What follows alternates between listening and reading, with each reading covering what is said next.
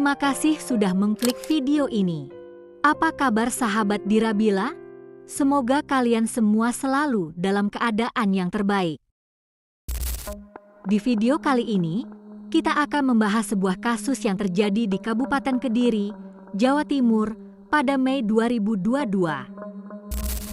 Sebuah peristiwa tragis yang melibatkan seorang ibu tunggal berusia 33 tahun yang berjuang menghidupi dua anaknya, namun harus meregang nyawa secara mengenaskan di sebuah kamar hotel. Yang membuat kasus ini terasa begitu menggetarkan, pelakunya bukan orang asing yang baru ditemuinya di jalan.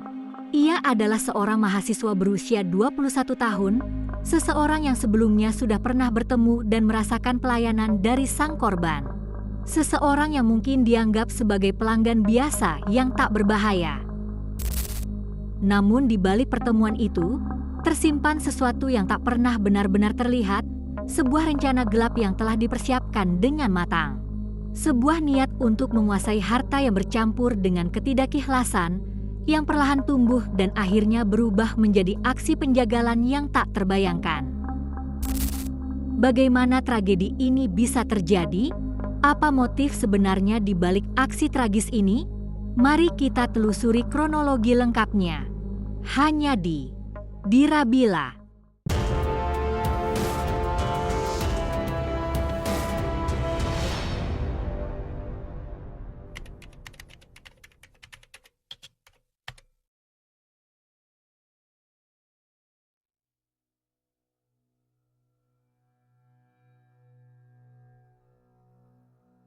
Iva Yunani adalah sosok perempuan berusia 33 tahun asal Desa Cangu, Kecamatan Badas, Kediri. Di mata orang-orang, Iva adalah seorang janda yang memikul beban berat di pundaknya untuk menghidupi dua anak yang masih kecil seorang diri. Namun, demi mengepulkan asap dapur, Iva memilih jalan yang berisiko. Ia menjajakan jasa layanan dewasa melalui media sosial Facebook dengan nama akun Nona Bocil. Di dunia maya, ia dikenal aktif mengunggah foto-foto untuk menarik pelanggan. Meski tetangga sekitarnya samar-samar mengetahui pekerjaannya, Iva tetap dikenal sebagai sosok yang berjuang demi kebutuhan buah hatinya. Sabtu pagi, 14 Mei 2022, sekitar pukul 9.30 WIB, suasana tenang di Hotel Kediri 1 Pare berubah menjadi mencekam. Seorang petugas hotel datang mengetuk pintu kamar yang disewa Iva untuk mengingatkan waktu sarapan. Namun, saat pintu diketuk, tak ada jawaban. Hening. Merasa curiga karena pintu terkunci dari dalam dan tak ada suara sedikit pun, petugas memanggil satpam untuk mendobrak pintu. Saat pintu terbuka, pemandangan mengerikan tersaji. Iva ditemukan tewas mengenaskan tanpa busana di atas tempat tidur yang telah bersimbah cairan merah.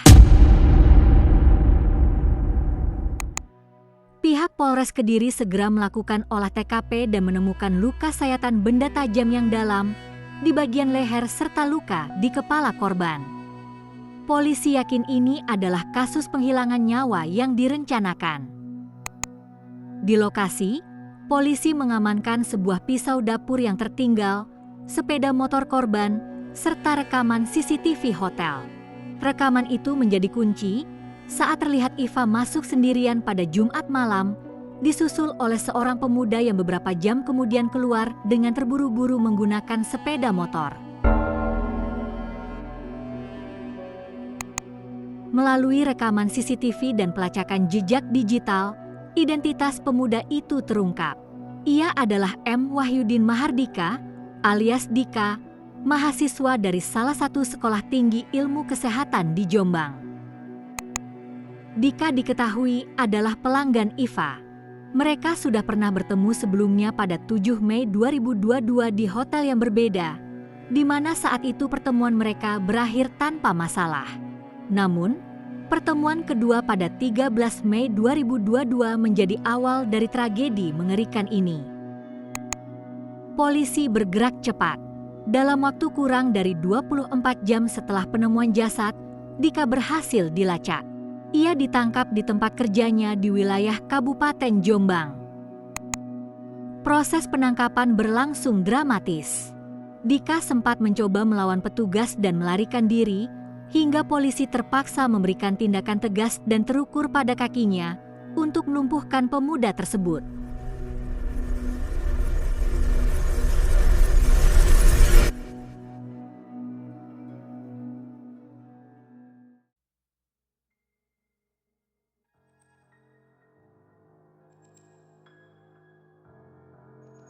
Secara kasat mata, Dika terlihat seperti pemuda normal pada umumnya, seorang mahasiswa yang sedang menempuh pendidikan kesehatan.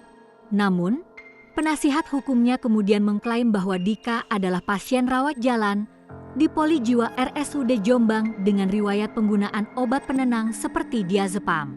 Bahkan, ia dikabarkan pernah membakar rumahnya sendiri pada tahun 2009.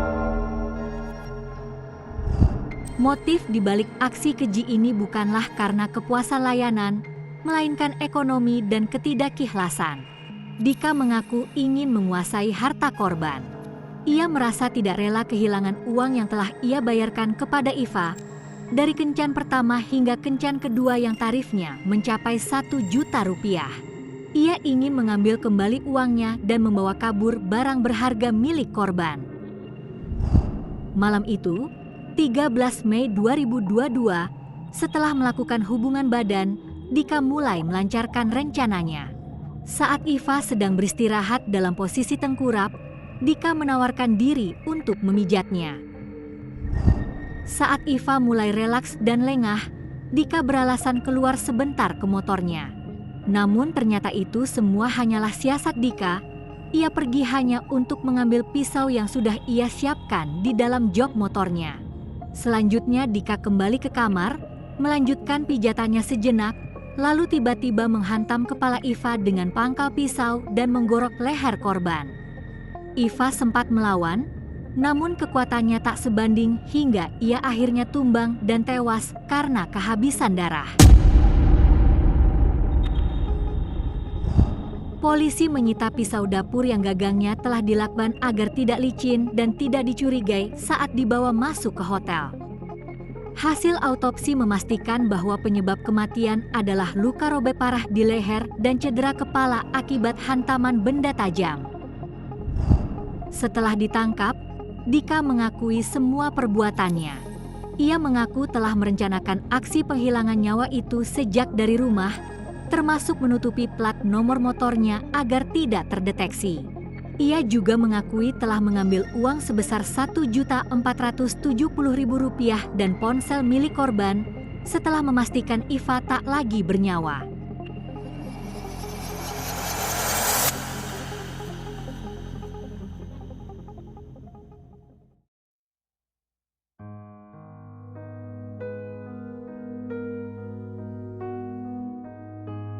Tragedi yang menimpa almarhumah Iva meninggalkan luka mendalam bagi keluarganya, terutama bagi 2 anaknya yang kini menjadi yatim piatu. Sang ayah menyatakan kekecewaannya dan merasa bahwa hukuman bagi pelaku tidak akan pernah cukup untuk mengganti nyawa putrinya yang hilang secara tragis.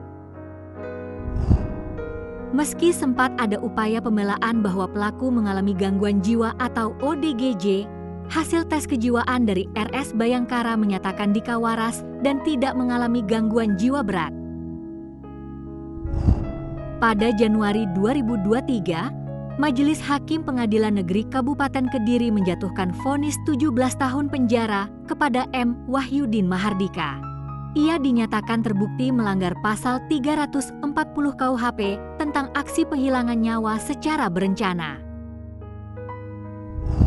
Tragedi Iva Yunani mengingatkan kita bahwa bahaya seringkali bersembunyi di balik rencana yang sangat dingin dan kalkulatif. Sebuah nyawa melayang hanya karena ketidakikhlasan dan keserakahan atas sejumlah uang yang tak seberapa. 2 anak kecil kini harus tumbuh tanpa pelukan seorang ibu, sementara seorang pemuda harus menghabiskan masa mudanya di balik jeruji besi. Bagaimana pendapat kalian mengenai vonis 17 tahun ini? Apakah sudah cukup adil bagi keluarga yang ditinggalkan? Tulis pendapat kalian di kolom komentar. Jangan lupa like dan subscribe untuk terus mengikuti kisah-kisah kriminal nyata lainnya. Dan sampai jumpa di video selanjutnya.